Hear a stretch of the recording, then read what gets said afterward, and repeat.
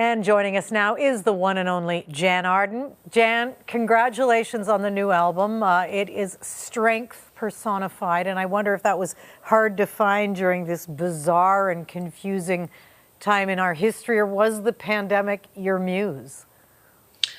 Oh, for sure. I mean, I think we've all had to hit a pause button, and just being able to be home this much this past couple of years, Lisa, has been mind-boggling. The life of a musician, actors, creators, journalists, you are giddy up go. I had a lot of time to be reflective, think about where I came from, think about where I was headed, think about what I wanted to do. Is this what I want to do? Is this where I want to be? Was I ever 17, hoping for a tender kiss? All of those things came into play, so it was very much an out-of-body experience to look at this group of songs after 20 months and go, what just happened? And that's really what it felt like.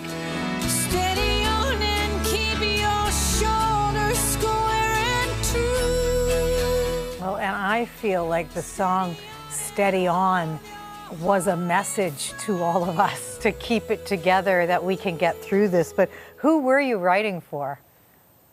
I think Steady On in particular, it was written very early days, so that would have been written the end of April or May in the first year of the pandemic. I can't even believe that we're speaking in those terms. But it was very much just about encouraging my friends and my family, and just, I mean, we didn't know how long it was going to go on, but it felt very, those were dark days, I think, at the very beginning. There were so many unknowns and so many theories that were going around. We were bombarded with information, and we were basically told to, lock our doors and close the windows and stay in the house. So that was sort of what came out of it for me, was just to encourage people around me. And that's such a great point, this whole concept of when one person is up, another is down, and you're always trying to find the balance in your friends and your family. Yeah. And the impact on mental health that this has had. Has music sort of grounded you, as it has for so many decades?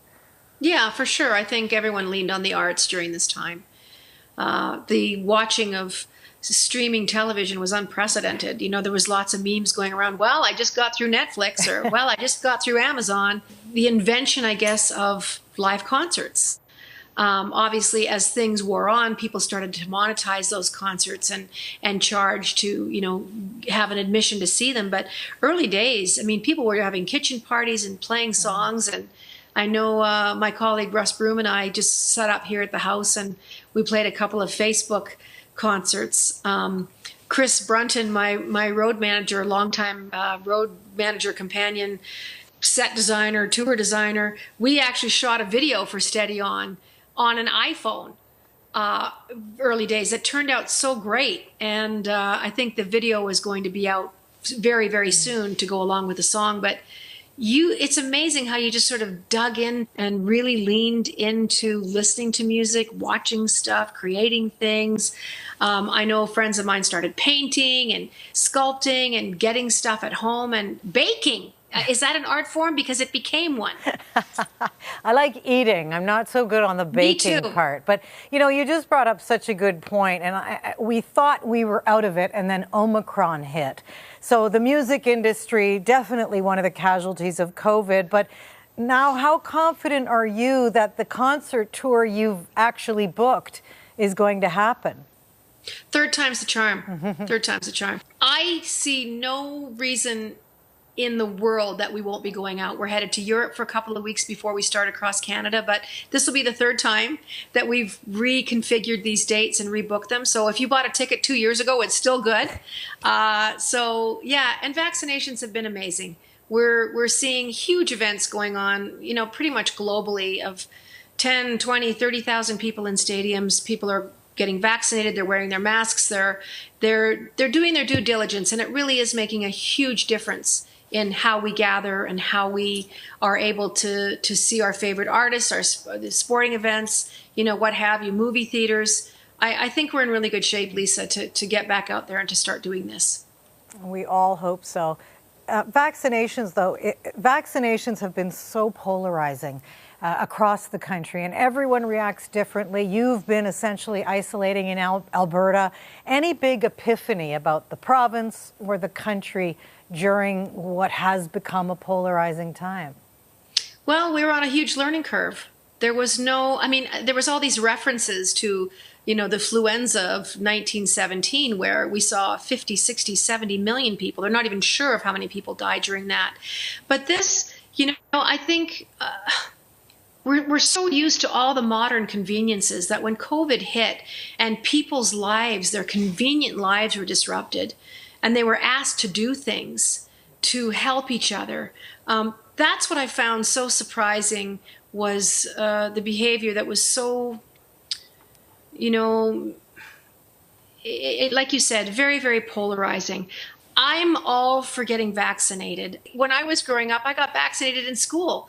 It seems like every month I came home and got vaccinated. I still have the little card that my mom kept all these years of the vaccinations we got. We were asked to do it to keep our community safe. So I don't know why people have been so anti-science and so, I just, for the life of me, Alberta in particular, it's been heartbreaking, but whatever it is that you need to do, I guess, in your life, I can't force my will on anybody else, nor do I want them forcing their will on me. So I think we're going to look back at this and really see mistakes that were made. Where did we overreact? Where did we underreact? I think time is very wise when it comes to history. And maybe when we get 3, 4, 5, 10 years ahead of this, we'll be able to look back and never make these same mistakes again that literally split the globe apart. We're very social beings. We depend on each other. We rely on each other. It's the beautiful thing about human life is having friendships and meeting new friends and gathering in groups and singing a song together and dining in the same area and sharing ideas. And this has just been difficult for everybody. So let's hope when the next one comes along, and it will, that we will be better prepared, better equipped as a society, and will be able to get through this without making the disaster that we did of this particular pandemic. Well, you talk about what we learned from history, and the album is called Descendant, and you've said so often, Jann, that you come from a long line of strong women, and we all came to know your beautiful mother and her struggle with Alzheimer's. In fact, when she pops up on your Instagram feed, I'm always so touched by that. But has she been present in your mind through this pandemic? Every single day. She's been a really calming force. My mom's always been my true north, and she was very practical. It's funny when I think about my parents, who both of them aren't here. I was very grateful that they weren't here during this, because my family would have been polarized. My dad would have been an anti-vaxxer. He would have been. My mother would have been pro everything. Give me everything. Give me whatever shot they've got.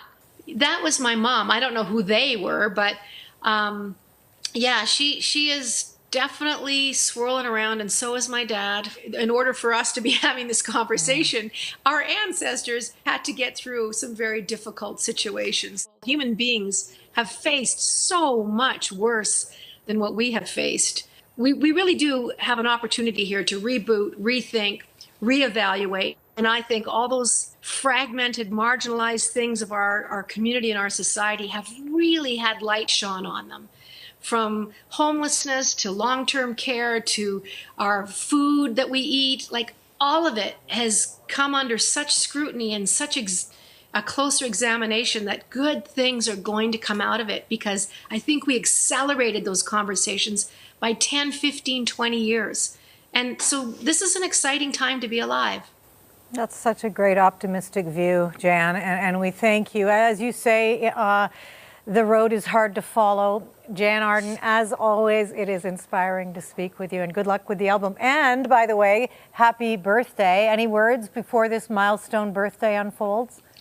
Yeah, I'm going to be 60 here shortly, and so I feel really fortunate. It's a very soft place for me to be in my life right now because of all the experiences, like the thousands and thousands of hours I've spent in music, writing it, singing it, performing it. I just feel like I know what I'm doing, and I know how I'm going to react to things. And it's not, life isn't without surprises, but I'm in that beautiful place where all those things just let me take it all in. It's a triumph. It really is. Well, I would say the album is a triumph. Descendants, I love it. It feels like vintage Jann Arden to me, and I can't turn it off. So thank you, Jann. Great to see you. Thank you, Lisa. Take care.